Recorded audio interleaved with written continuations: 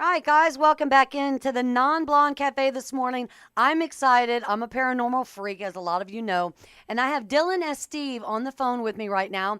He is from the Paranormal Society. How are you, Dylan? I'm well. That's great to talk to you. Good. Where are you calling us from this morning? I am on the road driving from Baton Rouge to Mandeville. Okay, so you're from Louisiana?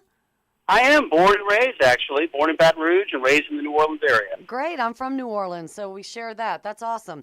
Okay, so recently I got a call that you visited our area in Big Mamu and you went to a spot doing a little investigations, Hotel Kazan. How was that? That's exactly right. And it's always a treat to find these little, we're both from South Louisiana, and we know there's tons of history and all these little sort of quaint towns. And I'd never heard of Mamu, and I'm glad we got called out. It's everything that, it's kind of one of those time capsule towns where you go back. Yeah. And I say that with the absolute, Yeah. endearment and reverence. It was fantastic. And, the facility was amazing. It literally looks like something from a time capsule that had been opened, from 100 years ago. And it just, it's one of those things where it's kind of a treat. You don't really get to have unprecedented access to something that's so special. Right, and it is absolutely beautiful. Okay, so there have been for years, there have been rumors that the hotel is haunted, or if you want to say haunted in the cliche sense, there's spirits or voices, people have been heard. So tell us how, when you go on the scene somewhere and you're there to investigate, tell us kind of how the whole thing goes. All right, so sort of stepping back and looking at it from, a 10,000 foot perspective, you have two basic types of activity or hauntings, or however we want to call it. The first type, which is the more common type, is what's known as residual. It's a residual energy, and it's something that it's almost like an old tape being played over and over again. People see the same thing. They see, someone at the foot of the stairs in a white dress, or a man standing at a window, and it's nothing that necessarily or that seems to interact with the person that sees it. And as a matter of fact, they see the same thing sort of in repetition. So I would say that represents probably about 75% of the places that have activity. Now, the other 25%, the holy grail, as it were, is what's known as the intelligent haunt. And that's the one that's, if you're out panning for gold in a river and you're hoping to get the nugget, this is the nugget. It's the entity's conscious ability to interact with you. They're self-aware. They know now whether or not they know they've moved on. That's kind of still a mystery, but they know that you're there and you know they're there, and they're trying to make an effort to interact with you, to communicate. To whether it's to try and some have even asked for a task to be completed. They're looking for closure or something. So it's an honor to be able to interact with someone and try and help from that perspective. Now, when we get to a location, we set up, we've got a bunch of, basically it amounts to high-definition security cameras like you'd see at a bank or you'd see at a nice department store. And so we set those up in each room, and if there's a particular hot spot, we'll put a couple in that area, and then we'll set up a command center. So we'll find the room that's had the least amount of reported activity, and we'll set up our big screen TVs and our tables and run all our cables. We've got a couple of miles, over 10,000 feet of cable that we run back to command center. So that's the basic. That takes up about the first 2 or 3 hours, as it were.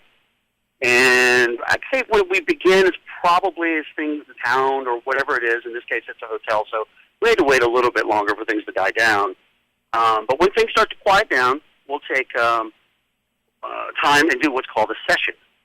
So I'll take a cameraman and 1 or 2 investigators, and we'll go into, let's say it's a room, and we'll sit down, and then we'll make an introduction.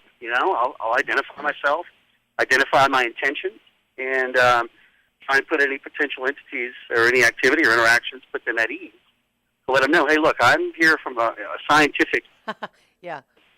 This equipment I have is just to document. So, and that's it. And we try and probe for answers. We try and probe, can they knock if we knock? Can they, sometimes we'll have a ball or a doll if it's a child and see if they'll interact with these objects. Right. You give me the heebies on that. Well, how long have you actually been doing this? I did my first investigation the summer of my 13th birthday and I'm about to turn 42.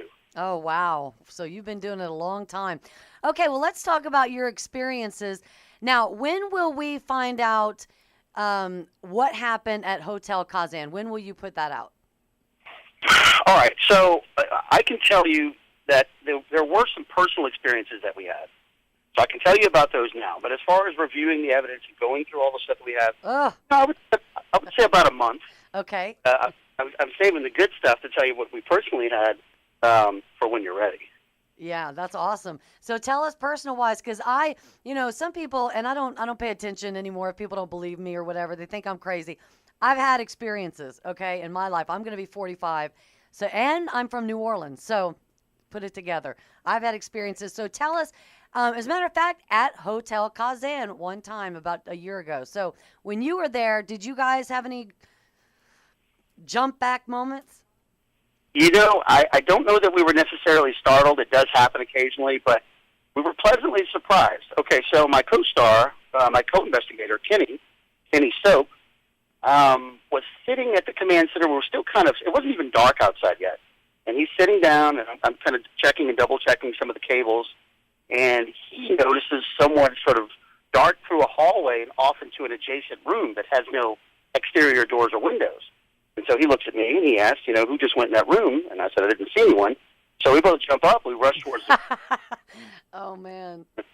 So for all intents and purposes, he got sort of a full-body apparition that, rounded this corner, and it was no one that we can be traced. I mean, there were very few people in the hotel at the time, and we kind of knew where they were, and we thought maybe this was someone from the outside. But anyway, pretty exciting, and that's the way it started before it even got dark. So it's always a good sign when you start having activity before you even start the investigation. Right. Okay, well, we won't probe you too much on Hotel Kazan, but before we wrap it up, tell me in all of your career that you've been doing this, one time that really just freaked you out or just blew your mind. All right, so we don't really do private residences anymore. We find that it's a little too personal, and we're not necessarily providing a service in that we're not exercising any entities to leave. Right. But there was a private residence that we did, and the history of the residence was that there was a suicide, and there's a theme there. We seem to come across those, at least whatever residual energy. Anyway, I'm considered to be the rock solid guy. I never really get spooked. I don't jump. I don't scream. Well, I'm sitting on the floor in a bedroom. There's a hallway in front of me, and I'm facing another bedroom directly across from me, and I can see a little moonlight coming through the blinds of the window there. Well, I see something block out, a shadow figure, block out the light and start rushing towards me. Well, I start to back up. I've got a cameraman into me. Well, as it starts getting closer, I'm kind of scooting away like somebody sitting on ice. My feet are sliding on the floor. I back all the way up against the bed, and I'm trying to stand up. And before I can get up, the camera is down on the floor, and it's gone. It ended. But something, I don't know if it was coming towards me because it liked me or if it didn't like me, but it came towards me really quickly. Wow. Really unexpected. And everybody on the investigation freaked out because they'd never seen me. I got a jolt from that one. Right. I bet you did. Oh, my goodness. Well, I like what you do, and I can't wait to see what comes out of Hotel Kazan.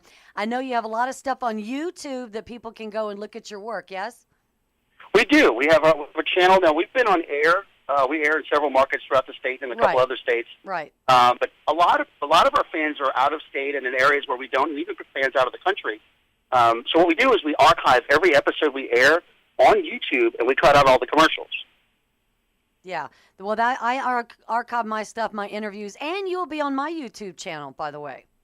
That'd be great. Okay. Look for the Non-Blonde Cafe with Steph in the mornings, and Dylan and Steve will catch up with you again after the results from the hotel comes out. How about that? That'd be great. I look forward to it. All right. Sounds good. Have a great day, Dylan. You too. Thank you. All right. You got it. Bye-bye. Okay, bye.